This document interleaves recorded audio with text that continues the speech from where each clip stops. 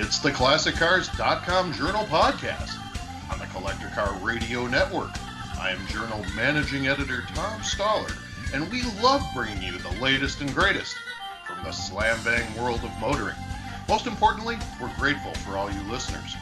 Thanks for tuning in to the ClassicCars.com Journal Podcast on your device of choice.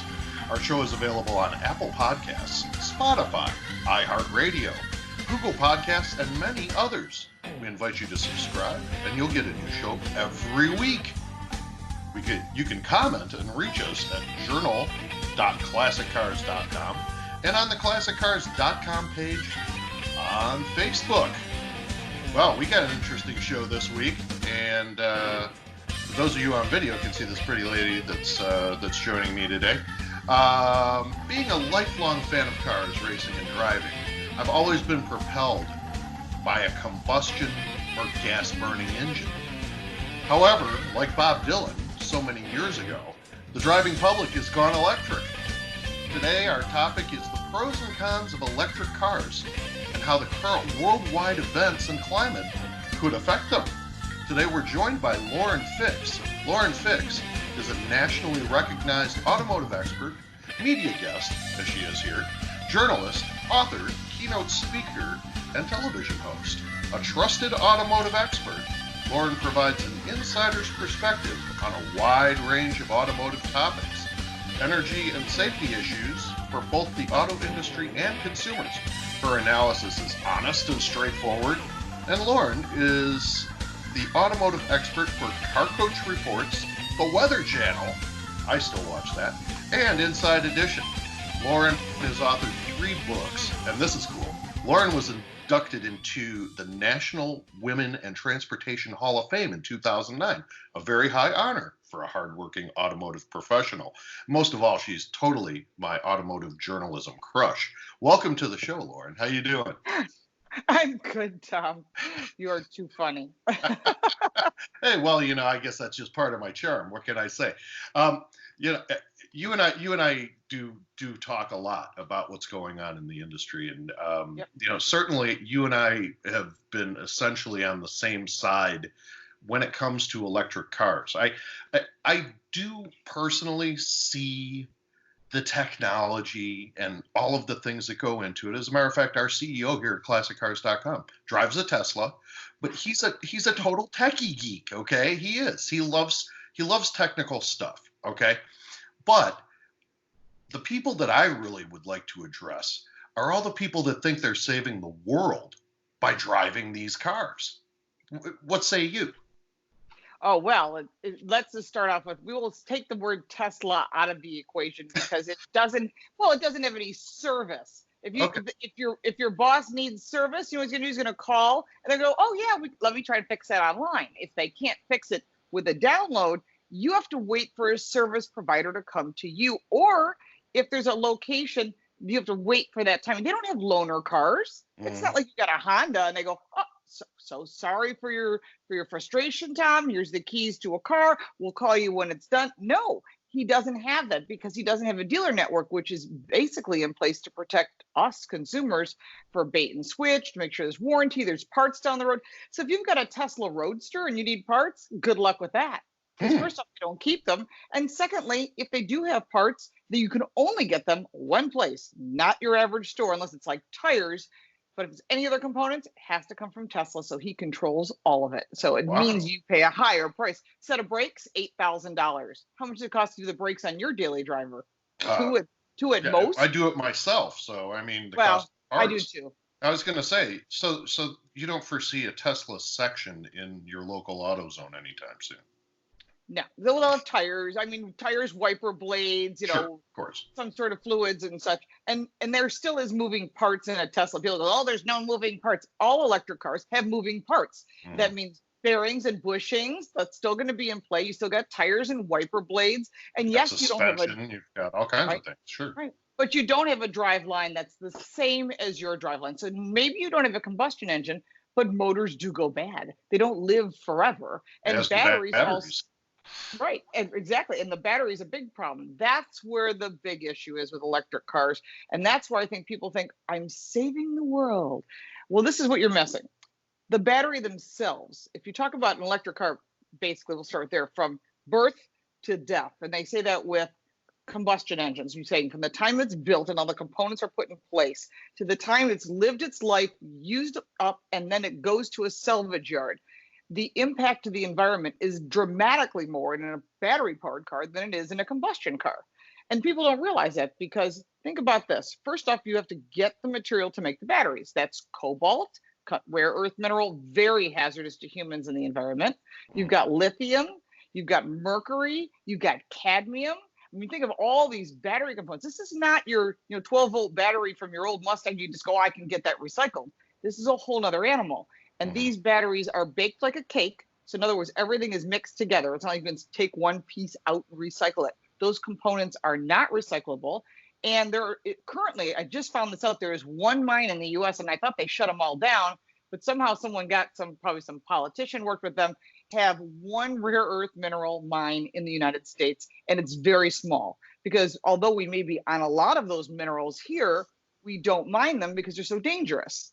So if you can look up cobalt lung very easily, and you'll see that these kids that BBC has done a whole documentary on it. And guess who owns all those mines? You know what? I did see that, actually. I saw that. And what they've got is they've got these kids out there digging for the stuff and mining for the stuff, and they're I mean, you're talking about like 5 to 7-year-old kids, and they're dying. So no, I have seen that. That's tragic. It is tragic, actually. And so people think, oh, that's good. So now they're trying not to getting the rare earth minerals from there. But guess who owns all those mines? Every single mine for all of the battery materials. The Chinese. You got it. It's the Chinese. Yeah, so we won't be beholden to the Middle East anymore, because now we're fracking. We've got tons of oil and gas. Right. We are now beholden to the Chinese, because you know how much they love us. Oh, absolutely. Yeah, so they're going to charge us through the nose, because they're already trying to control everything that we have, because there are a lot more people there, and they certainly are the largest car market as well. So, and we'll get into that as well, because that's an interesting subject. So if you talk about the electric vehicle, you take those batteries, you bake them, and it lives its life, and it's charged and discharged, and now it needs to be replaced. You've used everything. You've used it for every possible use it can be done. What do you do with the battery? You dig a hole. You throw it in the ocean. Oh, no, you can't do that. So you're putting it, you can't put it to the moon. You can't put it in the ground. There's no way to recycle it. So people think there is no, if you want to make a next trillionaire, it's going to be the first thing you figure out, take all those deep 42-volt deep cycle batteries and figure out a way to get rid of them so they're no longer hazardous and they're recyclable, because right now, none of it is. And you can't take the eggs out of a cake. In other words, if I handed you a cake and say, could you take the eggs out of it? You'd be like, oh, I'm going to do that. Well, you know, we could essentially put our great scientific minds together, Lauren, and I'm sure we can come up with that. And just think of all the race cars we could buy with those billions. Trillions. Wait, it's trillions. Trillions. I think of it this way: if they've had these type of vehicles around for many, many years, believe me, it's not recent. In 2009, Audi was producing products. You had Nissan Leafs before that. You had Ford Edge is one of the first vehicles that came electric in the 90s. And before that, you had the EV1. And way back, 1916, Baker, I'm going to test your classic car knowledge, was one of the vehicles that came electric. And before that, believe it or not, Carl Benz. Yeah, and so did Edsel Ford. They both came with ideas. Or Henry Ford, they both came up with ideas to do battery-powered vehicles. Unfortunately, realized, of course, there's a little politics involved there. Sure. At the time. So for the time, the distance and the size of the banks of these little 1916 Bakers, huge batteries. You think about that and you think, okay, there was a reason it didn't work. There's an infrastructure issue. I can charge and go as far as I want. Sure, but then I run out of juice and I have to wait hours for it to charge, where I can fill my tank up with gas. Well, that's exactly the thing. Now, I was actually talking to the Tesla people at the LA Auto Show a couple of years ago, and I said, okay, I drive from Orange County to Monterey for Monterey Car Week. Okay, that is approximately from where I lived then, just under 400 miles. Okay. We got to stop somewhere and charge. And that's what I said. I said, so it would take me this long to get there and I don't remember what I'd said, and I can't remember my timing actually, but I know I've broken my record over and over in different cars. But you know, if I do even need to stop for gas, which I usually don't until I get there, you know, I make great time and I get there. But now tell me how long it's going to take me to get there with your car. And they had me stopping at like 5 different places to get like shot charges. And by the time I That's was done, ridiculous. it was almost 8 hours to travel Oh my for. gosh, you Uh, might as well fly. You need exactly. less time. No, no, absolutely. And that so that really kind of cracked me up. And at that point, I said, you know what? When they come up with a battery that'll give you, you know, 1,000 miles without a charge, and you know, be able to just pull it in your garage and home charge it or whatever, and or have something that'll zip charge it as fast as you can put gas in it, then I'm going to be more interested. But you know, some of the detriments that you bring up just to the environment alone, the carbon footprint of an electric car, et cetera, et cetera. Yes, I know. I once caught a fish this big. Yeah. Um, but yeah, Well, that's why I laugh at it all the amazes me. people that are screaming green, you know, Al Gore and whoever else you want to list. They're the ones that have large SUVs, their own private planes, and they have a carbon footprint that's bigger than you and I have a lifetime in 1 year. So, I mean, Absolutely. it's easy to be the elitist saying, "Hey, you should do this," and it's easy to be the guy who's got all this money invested or to follow suit. I choose to be a free thinker, and I have Hmm. always been that way. And Me I too. think that you should always think a little deeper when before you make a purchase like that. No, now there's people saying, "What about Audi e-tron and Jaguar I-Pace?" They don't have the distance, and still the same problem is we live in an impatient society. When you and I were young, we stood in front of the microwave going, "Oh, this is so cool! I don't have to wait for water to boil." Exactly. Now Yeah. the Do kids you stand remember when still. asparagus was only available in season? I was telling my Yes, daughter that we I were at the do. grocery store, and I'm like, man, you can get asparagus any time of the year now. I love Yeah. this. It's only full of Anyway, lots of chemicals, but that's another story. but I Another digress, you time. know. Yes, you digress. So it's funny because now we think this is exciting, but our kids stand in front of the microwave and go, "Come on, this is going too slow." Or this is how we go through Facebook. We go, "Oh, look at that! Tom's working on a car. Oh, look at that! This is what's going on." Here's what the kids do: do. They go whipping through social media. They tap a couple things. I'm like, "Did you even read that?" They live in this segmented world of 160 characters. Yeah, 160 characters, right? Yeah. Anything more than that, and you've lost their attention. So I can't see, although they say it's great and green and all that, I just don't see this generation coming behind us having the patience to say, "Well, plug in your car, go away for 45 minutes, okay, supercharger 20 minutes, and come back." Well, when you get to the charging stations, what happened when I was testing the Jaguar I-Pace and the Audi e-tron, I'd find a supercharger, and there was always somebody in it, and there was always 2 or 3 cars waiting. Listen, during Thanksgiving last year, there were people waiting 4 to 6 hours to get a Yeah, charge. I did see That's that. that's where I call BS huge, because I think I sent it, but because you and another guest that you have on here, I'm sure sometimes Paul Bryan, that's one Mhm. thing we always complain about is the patient, people don't have patience, but even if you had the patience, "Oh, I'll plug it in at night, it'll last me for the day." I think we are still becoming totally reliant on electricity. And remember, the grid is old. Some of the spots the grid hasn't been updated since Nikolai Tesla came up with it. So when you think about that, you can't produce more water over Niagara Falls for the East Coast. Right. I can't produce more. And the only way you're going to produce more is more coal, more natural gas, which are fossil fuels, which they're trying to avoid, Or and, nuclear. and or nuclear. And that is Yeah. the answer. And that's what China's doing. That's what let's talk about China. They want all electric cars. Well, they have a lot of outskirts as well as a lot of big cities. Mhm. So for them to have electric cars, they got to have people to plug in, and Right. they don't But have the don't electrical they have a grid. much larger infrastructure, don't they? Or don't they? No, they're building nuclear power plants as fast as possible. Remember, China always puts the cart in front of the horse. Remember when they said we should have one child per household to control our population? Then they realized everybody wanted boys and there were no girls to have children. And then they had a problem. So now they're opening it up to having children. Again, same thing. Let's put the car, let's say everybody has to go electric cars by 2025. Well, fine. First off, people have to be able to afford electric cars, but if you don't have an infrastructure and a place to park and you're forcing people to mass transit, hey, we're back at this Wuhan virus deal, okay? And Mhm. this is going to cause people to say, wait a minute, I don't want public transportation. I want my own car. I'm going to clean it. I'm going to control it. I'm not going to share it. And I don't want to take mass transit. Right, right, absolutely. How do you feel about autonomous cars? Well, I find it interesting. Autonomy should not necessarily have to go hand in hand with electric. Currently, that's what they're Right. thinking. Because right now there are 5 levels of autonomy. So your first level is, some sort of driver assistant. Every vehicle on the road today, which includes Tesla and their supposed Absolutely. autopilot, which is not an autopilot.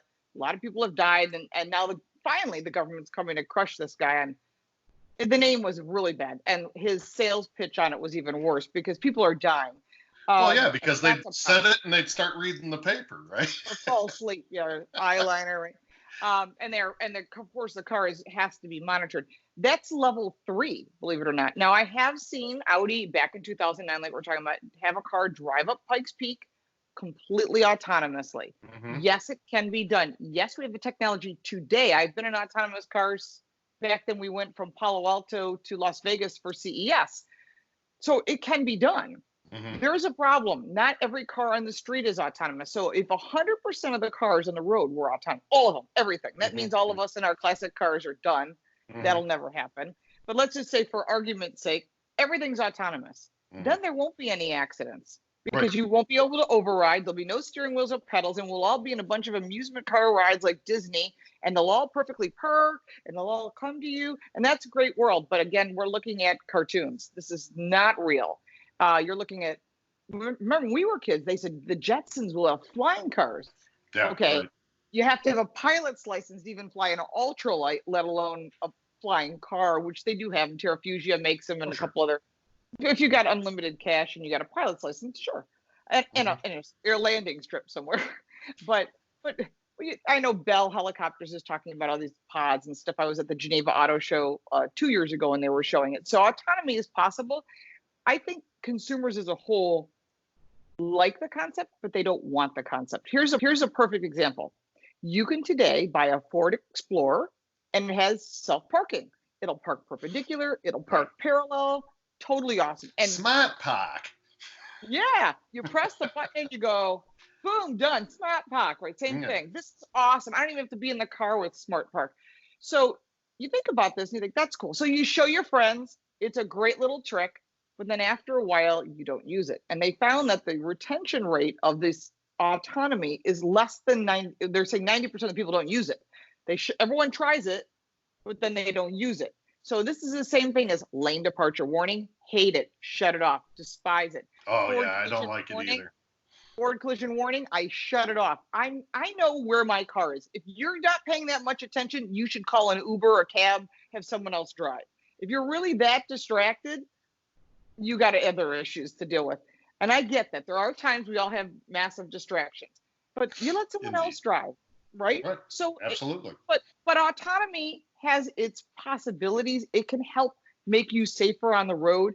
Some of the things I don't like about it, I think it is it's some of them, and I won't even mention any brands. There are some brands that I have tested. They're so aggressive in the lane departure that they bump you back in the lane. I really hate it. And the first thing I do is I'll pull over and I'll shut that sucker off Oh, because absolutely. it's dangerous. Yeah. Because you know what you're doing, and it's saying no, you don't. And Right. and when you start looking at that, do consumers want this? I think they thought they did until a woman got killed and there was someone Hmm. behind the wheel. Forget all that part of it.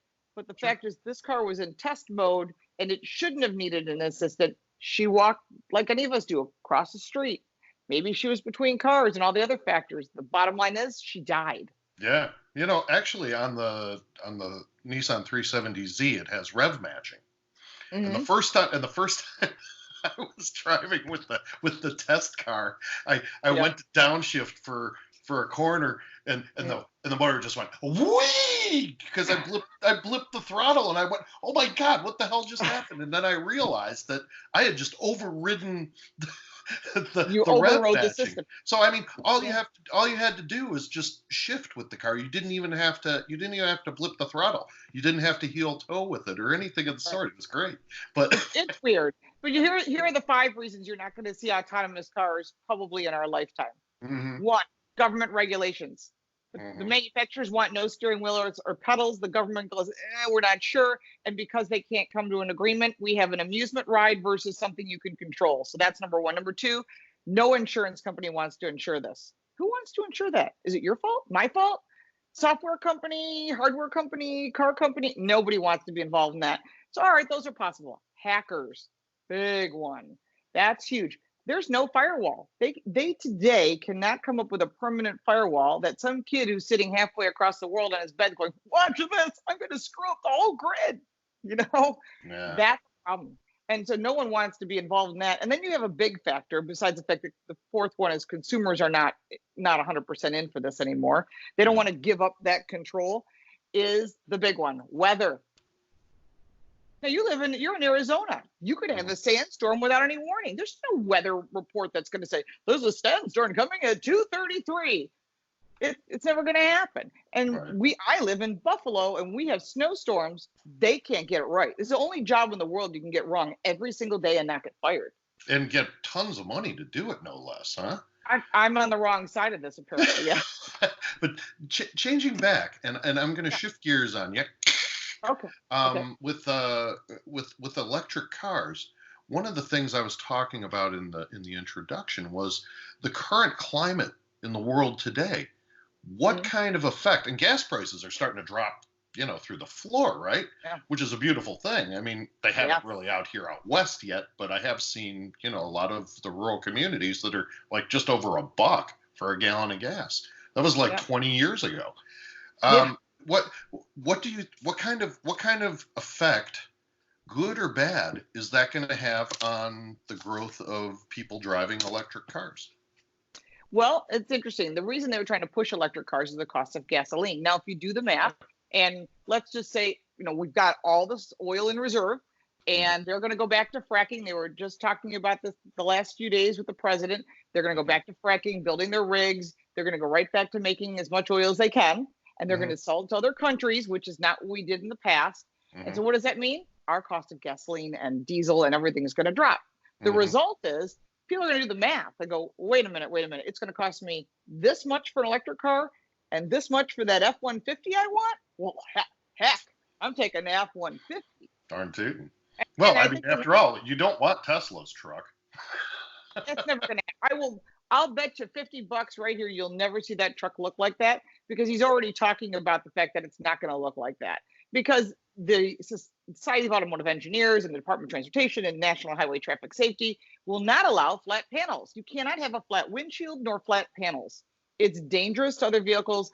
And of course, it's never going to pass the crash test, because you would take all the energy in one panel and hurt the person in the car. So that's never going to, it sounds great on paper, but honestly, I did a whole video on the Cybertruck is a joke, and it truly is. And talk to any engineer, any designer, they're going to go, this is not going to happen. And it's just the ugliest thing I've ever seen, too. I mean, terrible. What was he thinking? Or, well, you know what? He was raising money. This is the same guy who smokes pot on talk shows, right? So, okay. Maybe he came up with that after, smoking pot on a talk show. Well, you know what he did it for? He did it for hype.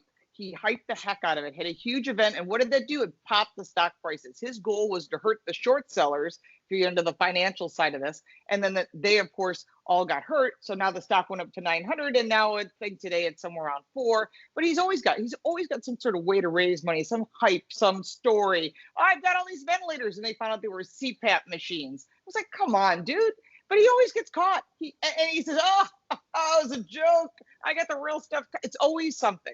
He's the classic snake oil salesman. Well, a friend of mine. I think I like him. I don't know him.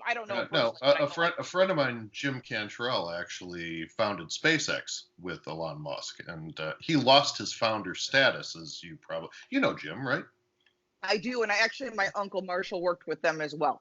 Yeah, but he's involved in that too. Anytime something comes up in the news, you can be guaranteed that Jim is going to be posting it on Facebook about Elon.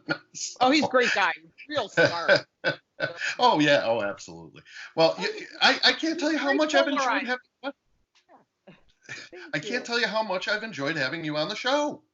Well, thank you. We've been talking about doing this for a while, so I'm delighted. And if people want to check out the different things you're doing, where are they going to find you?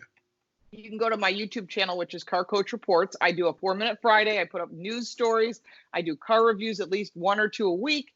And then, of course, I am all over social media, which includes Twitter. I'm on TikTok. I just put the GT500 I fired up for the first time. So excited. On TikTok, everything's at Lauren Fix. Yeah, and you send me all kinds of cool videos on Messenger too, so that's awesome, and I really appreciate it. We're gonna hit that theme music, and we want to give a very, very special thanks to Lauren Fix, also known as the Car Coach, and the Her Turn of His Turn, Her Turn, and with Mr. Paul Bryan. And thanks for tuning in to the ClassicCars.com Journal podcast on your device of choice. Our show is available on Apple Podcasts, Spotify, iHeartRadio, Spreaker, Google Podcasts, Deezer, Podchaser, and a whole bunch of others. You can comment and reach us at journal.classiccars.com and on the classiccars.com page on Facebook. And until next week, again, thanks, Lauren Fix. Keep that shiny side up. We'll see you again soon. Take care.